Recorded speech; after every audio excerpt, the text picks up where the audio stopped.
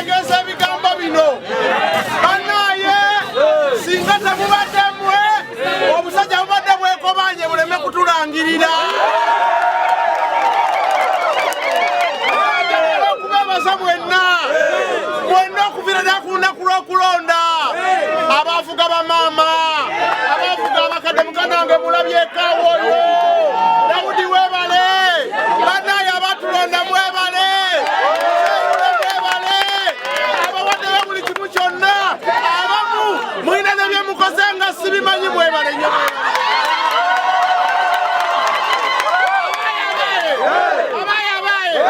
Baŋŋambye bw'obadde basoma maseruka.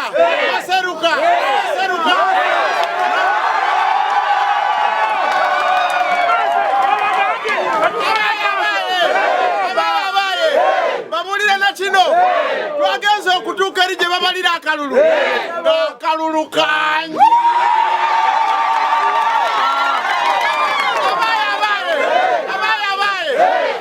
Batugambidde ye lwaki tetukalangirira ne kavaawo. Njagala okubategeeza basebo ne bannyabo mwebala olw'omutima gwe mulaze. Era nange mbasuubiza ebigambo bino ebimiridde maka ga taata ne maama. Abonna Mukono South tetugenda kubaswaza, mutulaze omukwano.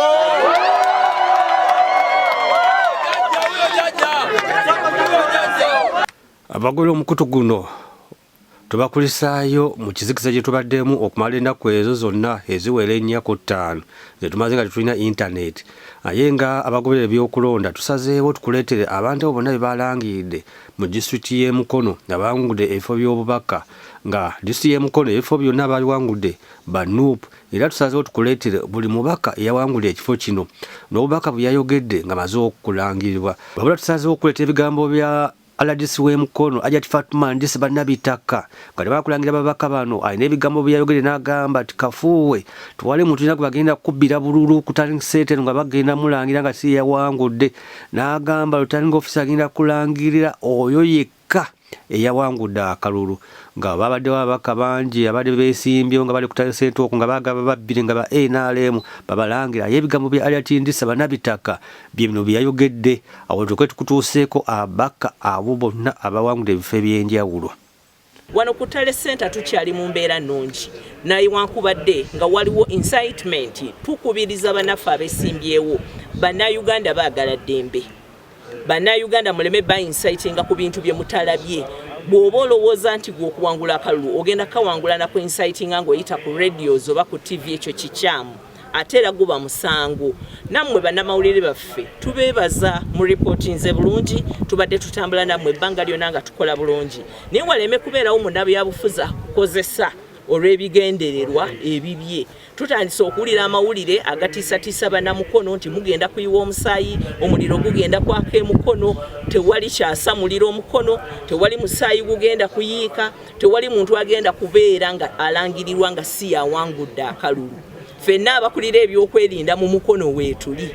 RDC Wendi, abamyuka bange babiri weebali, Assistant RDCs bonna weebali, DPC waali, mumulaba deployment ne RPC waali, diso waali, aba Red Top weebali kubanga waliwo abantu abawulira omuliro omungi ennyo nga bw'oteekamu omuliro omutono tebakola ki, tebawulira. Kati sister forces zonna weeziri okulaba nga buli muntu tumukuuma n'eddembe lye n'akaluluke. Ku makya mulabyeko pepa like nga bakuba kooti ya gaso oba kamuyite kaleti ya gaso wa Kamulali, naye nga kivudde kuki nti abaana baffe bavudde gye bava yonna ne basalawo okuggala ekkubo eriva ku poliisi okujja ku Turning Center nga batandika okutiisatiisa buli muntu, tugenda bocha, tugenda bakuba, ffe twagala gundi oba twagala gundi. Naye si gwalina obuyinza okusalawo gwe gwalonze eddembe lyo. Naye Electoral Commission ekyatuwa na partial results tetunaba na kumanya ani awangudde wadde constituency emu bweti. So tewali nsonga lwaki otiisatiisa abantu oggala ekkubo okuŋŋaanya amayinja. Buli lwojjayo ebisi naffe tuvaayo tukuyambeko okuyamba obutagenda mu nsobi kubanga buvunaanyizibwa bwaffe okukuuma n'ebintu byo. N'olwekyo ako kabaddewo okudispasinga abaana baffe ababadde basiiwuusa empisa. Mpulira abantu bonna okwetolera Mukono bankubira RDC we safe, tuli safe nnyo. tuli safe nnyo tugenda bakuuma kubanga ekisooka byonna we are committed okubawa results entuufu buli muntu kye walonze bw'oboze ku Tale Center ogenda kiwulira nga bwe bakisomye buli muntu eyawangudde ogenda muwulira nga RO ew'emukono amulangiridde oyo gw'alina okulangirira gwatalina kulangirira alina ogenda wa justice by'abakama era jagenda wa justice by'abakama tukusookeddeko ne Betty Namozi bakireke ono wa kibuga ky'Emukono era bamulangiridde nga awangudde banene emitwalo egiwera ebiri yamudiridde yafunye obululu 5,000 kati gwe bulira ebigambo bye yayogedde nga bamaze omulangirira. Betty NUP 22,691. Kajimu George Fred DP 4,023. Kuja John Serrano Independent 38. Mawanda Alan DF 218. Mbogo Dastan AD FDC 105. Nabatanzi Daisy Sonko Sarah NRM 5,753. Naukea Hanifa Independent 4,620. Nachintu Sarah PFF 106. Senyonga Andrew Independent 1,474. The total number of valid votes cast for candidates was 42,635. The total number of invalid votes was 760. The total number of ballot papers counted was 43,395. Total number of spoiled ballot papers were 348. Accordingly, as returning officer for Mukono Electoral District and in accordance with according to section 77(1) of the Parliamentary Elections Act, Cap 177, I declare Bachireke Namboze Betty, who has obtained the largest number of votes to be elected candidate for Mukono Municipality Constituency in Mukono Electoral District. Congratulations. National Unity Platform atena fete tukiswaziza naye okusinga ennyo baagala kwebaza bannamukono abantu ba Mukono district balaze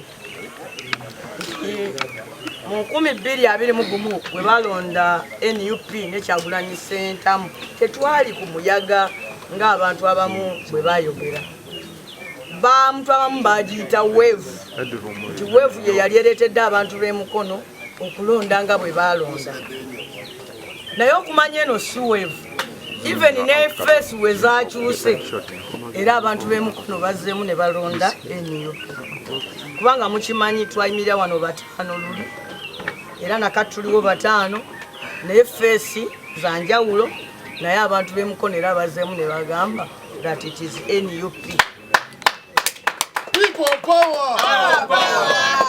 Olunaku lwajjo bansomye ekimpatiira ne bandagira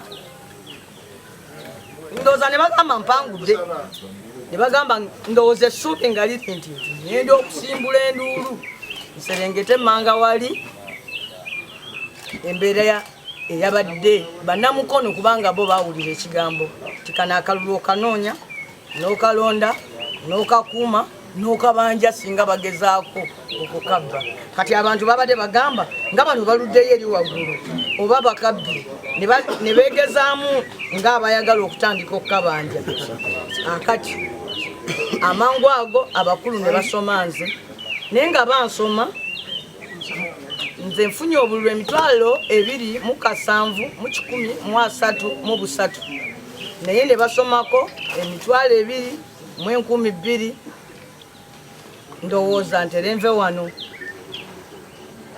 naye nabadde sobola kuva wano kubanga enkola y'ebibiina by'obufuzi etulagira okukolera wamu sobola kuva wano nga bannange tebannagwa sobola kuva wano ng'obululu bwa pulezidenti wange bukyali awo bakyabusoma era wadde tuwangudde n'okutusoma tumanye ensonga lwaki amaniyo ebye tebisomeddwa kuggwawo tumanye ensonga lwaki ebyange tebyasomeddwa kuggwawo ne bannange bano waliwo era ebitonotono ebitakoze eki bagezaako kubalansinga kiri kololo kalulu ka president naye ng'ate empapula zonna eza president ffe twazifuna promptly n'okusinga ezaffe era tuzirina n'olwekyo kati tuva wano tuli bagumu nti ekitebe kyafunyedde empapula za president n'ebiziriko ebituufu era bye twagala okuwulirwa nga bisomwa empololo Ekumire mukono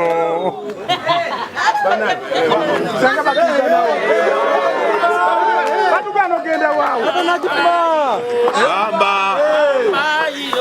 amba amba iyo amba amba mukono amba iwe amba iyo amba amba we mukono amba iwe amba iyo amba amaniyo amba we mukono amba iwe amba iyo amba emaseruka amba we mukono amba iwe amba iyo amba Sulaiman amba we na chifuma amba iwe amba iyo amba amba iyo amba amba iyo amba amba iyo amba tusonya we amba ekifo ekyabaddeko nnyo okusika omugwa kya Abdallah Kiwanuka Mulima Mayuuni ng'ono yabadde yeesimbyewo n'abantu ab'enjawulo okwabadde Kibuule Ronald ono yaliko minisita wabula n'agwa mu kalulu oka 2021 n'atasobola kuddayo mu kikolwa eggwanga olukulu wabula kuno yazze n'amaanyi mayitirivu nnyo Kibuule ng'ayagala mulangirira ku mudumu gwa mmundu wabula Abdallah Kiwanuka baasobola omulangirira nga awangudde Kibuule yabadde mutale ssente era ng'ali mu motoka ye bamaze okulangira Abdallah Kiwanuka emmuluka nga bw'ojja bali yeefuluma geeti ng'adduka 10 kwaba ng'afuluma taling ssente badde babalira obululu so Abdallah Kiwanuka bayimbye ennyimba ezisuusuuta Mulima Mayuuni era nga bw'obawulira nga bawaga nga bazina kale ggwe munamukono n'ebigambo bya Abdallah Kiwanuka nabo byo tubikuleetera omuwulireko nga bamaze omulangirira. Having added up the number of votes cast as recorded on each declaration of results form, in accordance with Section 77 of the Parliamentary Elections Act, declared that the total number of valid votes cast for the candidates are as follows: Gracie Isaac, Independent, by number 16, Chibude Ronald, NRN, 11,176, Kiwanuka Abdallah, No, 15,070, Mukunda Moses Bakumi, PFF, 47, Silva Kayonga, JP 981, 760, 60.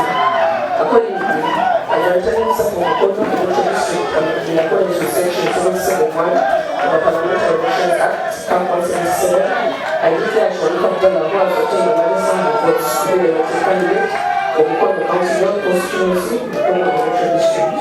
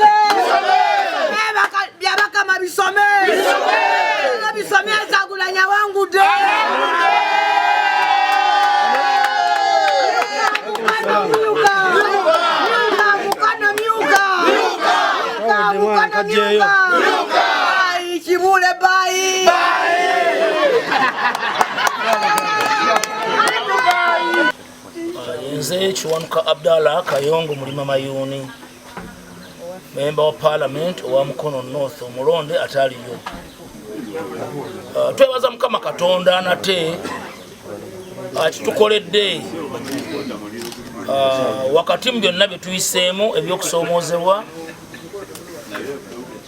tuyita mu campaign gye mulabye omulungi ebadde ey'omuggundu ey'okututiisatiisa tubeera nga olunaku olwaleero bannange batulangiridde ku buwanguzi.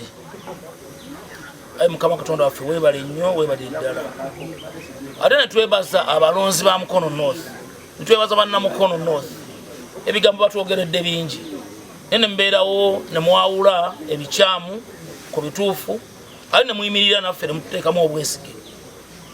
Tubakakasa tetugenda bavaamu, tetujja balyamu lukwe. Ebbanga lyonna tugenda kubeera nga ffe kifaananyi kyammwe era nga bwe tubadde ebbanga lyonna.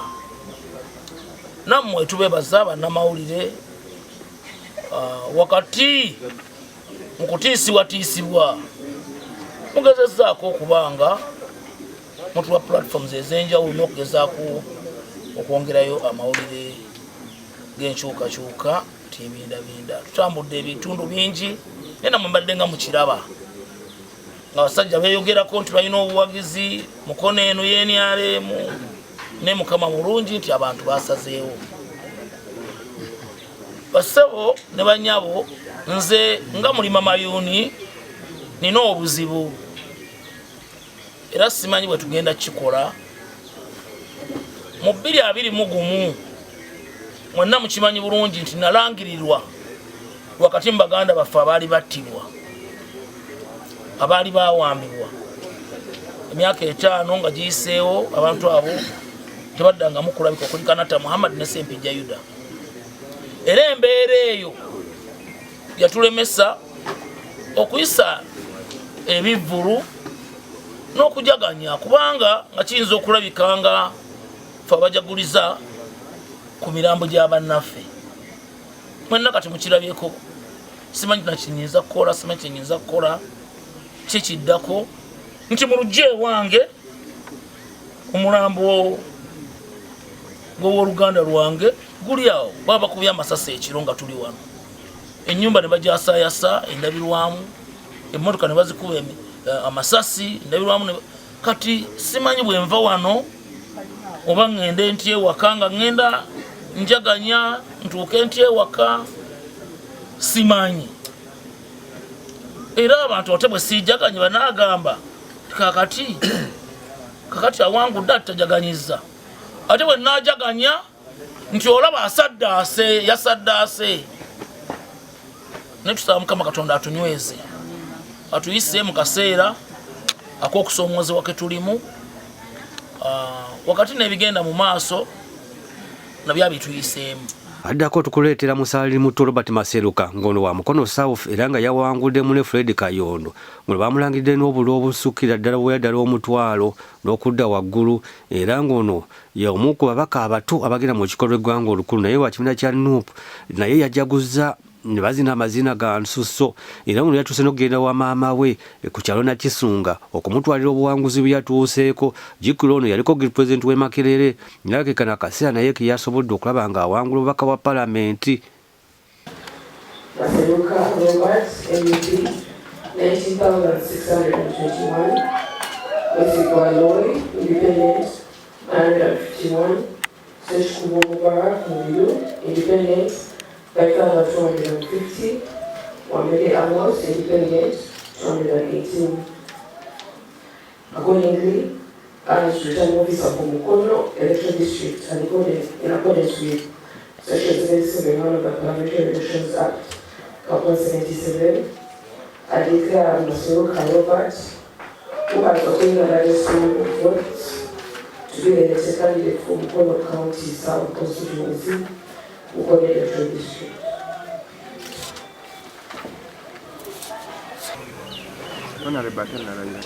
Mu Luganda okusookera ddala twagala abassebo ne bannyabo okwebaza Katonda ayinza byonna atuyambye okutuuka wano olunaku olwaleero. Twagala okwebaza bannamukono mwenna abali eyo emitwalo n'emitwalo egironze bakandideti baffe bano ab'enjawulo be tuli nabo olunaku olwaleero.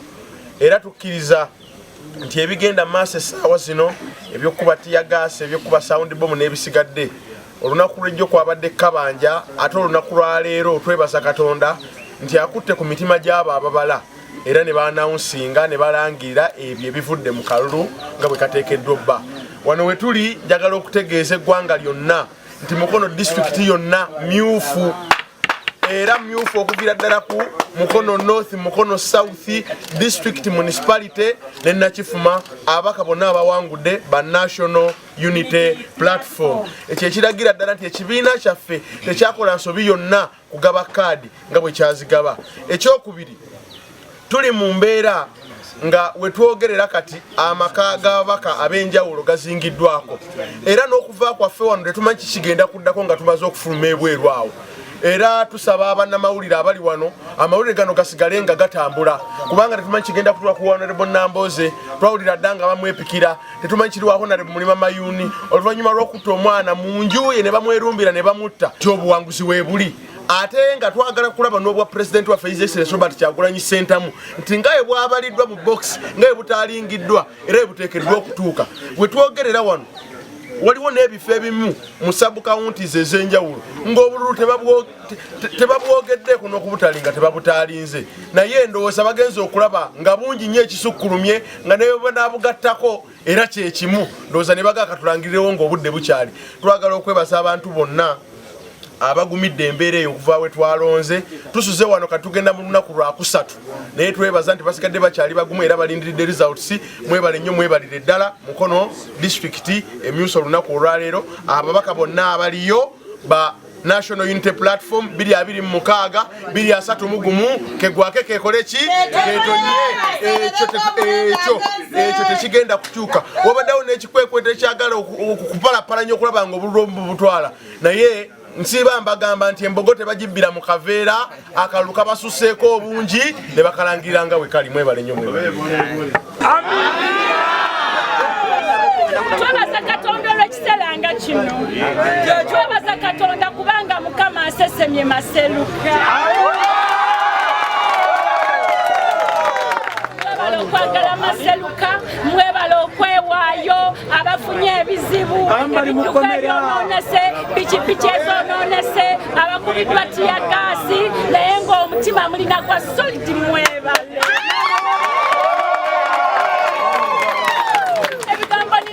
Kubanga n'okwogera sisobola, mpulira essanyu lingi. Mwebale okwagala Maseruka. Maseruka nkwegayirira abantu bano beewaddeyo, nkusaba ogenda obaweereze.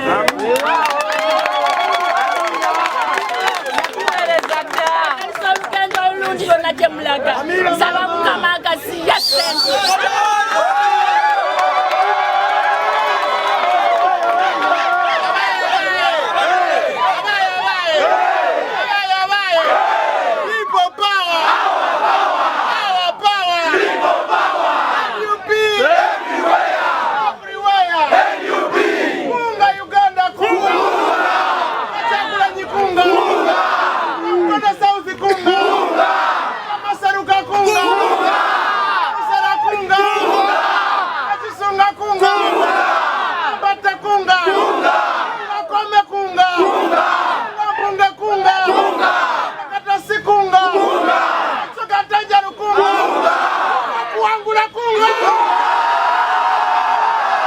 Omulaga tukuleetedde ye Sulaiman Kiwanuka ngono Wanakifuma County ngono yawangule nayo ekifo ky'omubaka bwa Parliament era naye ali ku tiketi ya NUP ngono yasobodde okumegga banne abawerako era tukuleetedde ebigambo bye yayogedde nga maze okuwangula.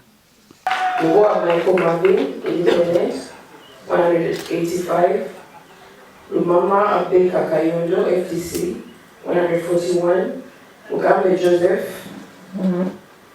Chifo Musana Independent 1121, Nigeria Waswa Joshua Independent 171, Simo Fred DPDF 954. Accordingly, Adjutant Officer of Mukono Electoral District and in accordance with Section 77(1) of the Parliamentary Elections Act, Cap 177, I declare Kiwanuka Sulaiman was obtained by the votes to be the elected candidate for the Nakifuma County constituency, Mukono Electoral District. Obuwanguzi buno okusokera ddala wentuuseeko nga nze Kiwanuka Sulaiman naye era okwebaza Katonda olw'obuwanguzi bw'abantu b'e Nakifuma. Banaffe tuyogeyoge Abanayuganda jalo bategeeza nti obuwanguzi buno butono nnyo okusinga obuwanguzi ffenna bwe tukayanira oba bwe tuyayanira obwa Uganda yonna ennungi eyawamu. Era mbasaba nti amaaso gaffe tugateekaawo. Kikulu nnyo ofuna obuwanguzi buno obutono kubanga butuyambako tutuuka ku buwanguzi obunene. Naye kyesagala kubuusa maaso, nina mukwano gwange wedda gwendaba wano. Tulina polling station 2 nga mu 8 ezigwamu. Polling station ezo zonna twaziwangudde. Ezisinga obungi twawangudde polling station nga 26.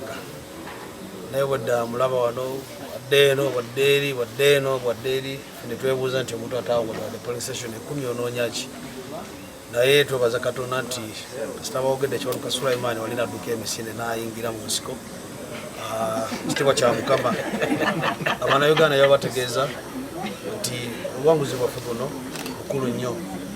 Naye ate Uganda eyawamu kulaba abaana bammwe nga tebabona abanyabulaaya obwakadaama, kulaba nga abaana bammwe balina emirimu, kulaba nga mu Malagala tusangayo amalwaliro, enguudo ennungi. Awo we twagala era we tulaga era nga tujja kutuukawo. Olugendo lw'emayiro 1,000 tutandika olutalo lumu tutambuddeko ente eziwerako era gye tulaga kati tulengerayo Uganda empya. Nze Kiwanuka Sulaiman, obubaka omulonde owa Nakifuma Constituency. Ate mmenye likodi nno funye obululu 3,000 waffe etwali yali afuye. Asembayo gwe tuleetera ye Woman MP Shira Amaniyo ng'ono yawangudde yawangudde n'obululu 9,000 nga yamuddiridde Nakavubu Margaret yafunye obululu 5,000 era nga ono omukyala yasambidde waggulu nga Jansi okulaba nga yasudde okuvangula ekifo ky'omubaka ew'omukyala abakiikira disitulikiti y'e Mukono. Amaniyo Shira omubaka omulonde Mukono district. Njagala okuyozayoza ba members ba parliament aba direct constituencies okutuuka ku buwanguzi. Waliwo obugundu obubadde bugenda mu maaso naye tuyimiridde nga ttiimu ne twebeererawo ffenna. Teri mubaka avuddewo paka nga ffenna batulangiridde. Nze ndi kyokulabirako ekya unity eky'obumu nti nkolaganye n'ababaka bonna ab'enjawulo okulaba nti tufuna obuwanguzi bwa district yonna nga National Unity Platform. Neera nkakasa nti tugenda kukola delivery wamu neera ng'aba members ba National Unity Platform. Twebaza abantu b'e Mukono okubeera abavumu, okuvaayo, okulonda, okugenda ne mu making sure nti abakulembeze bammwe bwe mwasaba nti no batulangiridde olwaleero. Tubasuubiza okubakolera, okubabeereramu, okubabeererawo mu buli ngeri zonna. Mwebale nnyo, mwebalire ddala. People power! NUP! Everywhere! NUP! Kunga Kyagulanyi kunga! Kunga Kyagulanyi kunga! Kunga Uganda kunga! Kunga Mukono kunga! Kunga Mukono kunga! Kunga Namoso kunga! Kunga Amaniyo kunga! Kunga Sulaiman kunga! Kunga Maseruka kunga!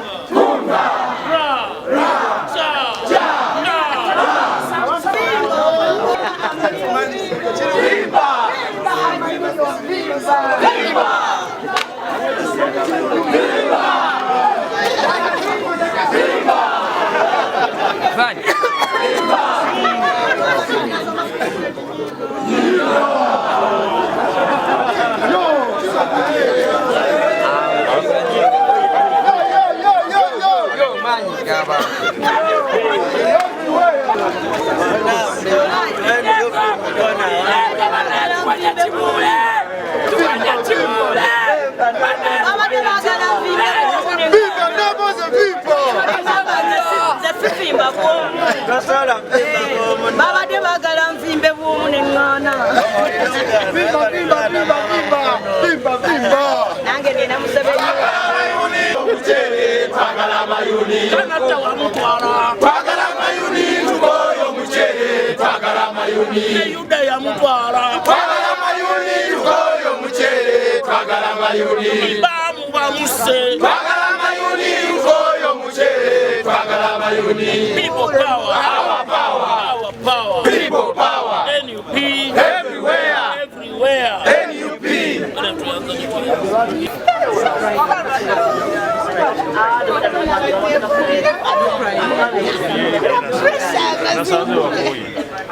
Ono yatusuza tusaba overnight nga tasabira kalulu ninga nkira lino kugenda